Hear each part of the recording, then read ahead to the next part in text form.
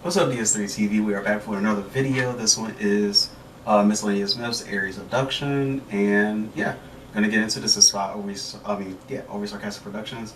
Red's doing the video, so let's get into it. Also, subscribe to the channel. Want to get 2,000 subscribers by my birthday, September 13th, and also follow the Twitch channel because we're playing a whole bunch of games over there, mainly Valorant, but also we're getting through Blair Witch, and we're gonna start GTA RP and Minecraft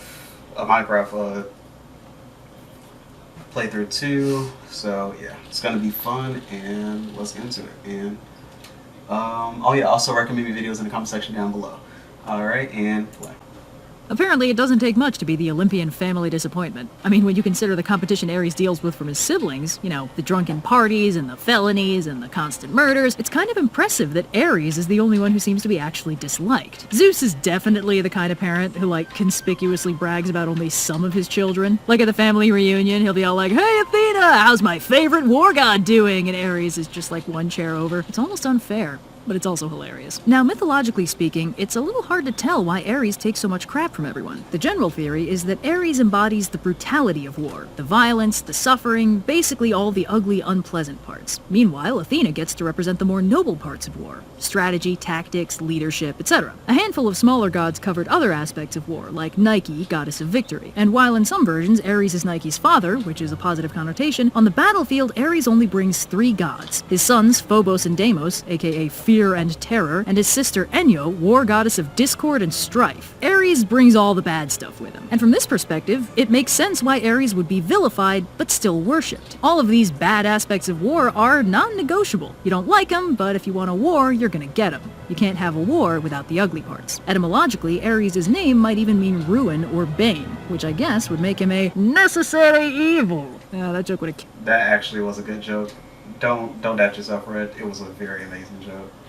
Killed it 8 years ago. Anyway, Ares gets surprisingly little press in the mythology. He doesn't really make many appearances. I mean, he's in the Iliad, but he's not exactly the leading man, and he doesn't really come out looking very good. He most commonly shows up cameoing in other stories, or in his seminal role as Aphrodite's boy toy, and there aren't really that many stories about him. That's not to say he wasn't well liked in certain circles. The Spartans loved him, unsurprisingly, and the Homeric and Orphic hymns paint a pretty flattering picture, praising his glorious strength and indomitable spirit, which is gonna make this myth pretty embarrassing. So our story begins far from Olympus in the region of Thessaly, where 2 giants, Ephialtes and Otis, are weaving a very sinister plan. Now, Ephialtes and Otis aren't your garden variety giants. They're sons of Poseidon by a mortal woman, Iphimedea, who also happens to be married to this dude, Aloeus, and in honor of their stepfather, the giants are called the Aloidae. Now, the Aloidae are sometimes credited as being bringers of civilization and were hailed as founders in the regions of Naxos and Askra. But none of that particularly matters right now, because the more important thing is that they're planning on kidnapping some goddesses to be their wives. Ephialtes has his eyes set on Hera, and Otis is enamored with Artemis. And I'm not here to critique anyone's kidnapping plans, but of all the goddesses you could have chosen, way to pick ones who are 100% guaranteed to not be down with it. Basically, I don't know why did you pick those 2.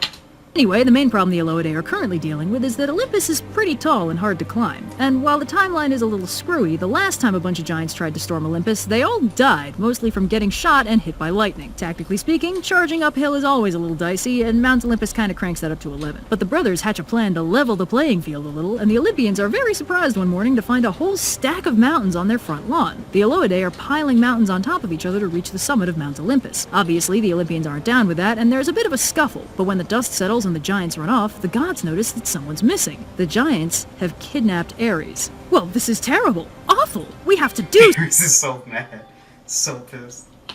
something in 8 to 13 business months. Presumably not sure what else to do with him, the giants chain Ares up and lock him in a big bronze jar for an entire lunar year before their stepmother Erebos quietly contacts Hermes to let him know that Ares is stuck in her basement. I assume there's no other way to file a divine noise complaint. Anyway, with nothing else on their schedule, Hermes and Artemis embark on a rescue mission to the Aloidae's lair, and while Hermes sneaks around the back to find Ares, Artemis awkwardly props an elbow on the door and goes all, "Hello." Nobody cared about Ares until he got abducted. That's so sad. Boys? Looking for me? And mind you, it took a whole year. So, after first getting over their shock at the presence of a real live girl in their man cave, Otis is overjoyed that his waifu of choice has made an appearance, but Ephialtes is jealous because his waifu hasn't, and the brothers start fighting. As the battle escalates, Artemis transforms herself into a deer and jumps between them. Not in a boys please, there's enough for me to go around kind of way, more of a circular firing squad situation. When they throw their spears at her, she nimbly dodges out of the way, and they kill each other. With that problem handily solved, she and Hermes bust Ares out of the jar and head back to Olympus, presumably to roast him for the next 100 years.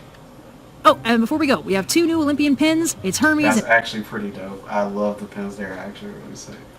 But, yeah, that's actually kind of interesting. Okay, so even there's some little talking on the side, too. This month is fun because we only have really short versions, clearly referencing a longer version that have been well known at the time. The most detail we typically get is remember the time that Ares spent a whole year stuck in a jar. Honestly, it is quarantine vibes though. Which means the only reason we know this story is it was basically an ancient Greek meme. And there you go, you just found out about the ancient Greek meme, Ares Abduction. So, yeah, that is about it. Yeah. So, yeah, subscribe to the channel, recommend me videos in the comment section down below. Also, follow my Twitch. And, yeah, talk to you guys in the next video, and peace.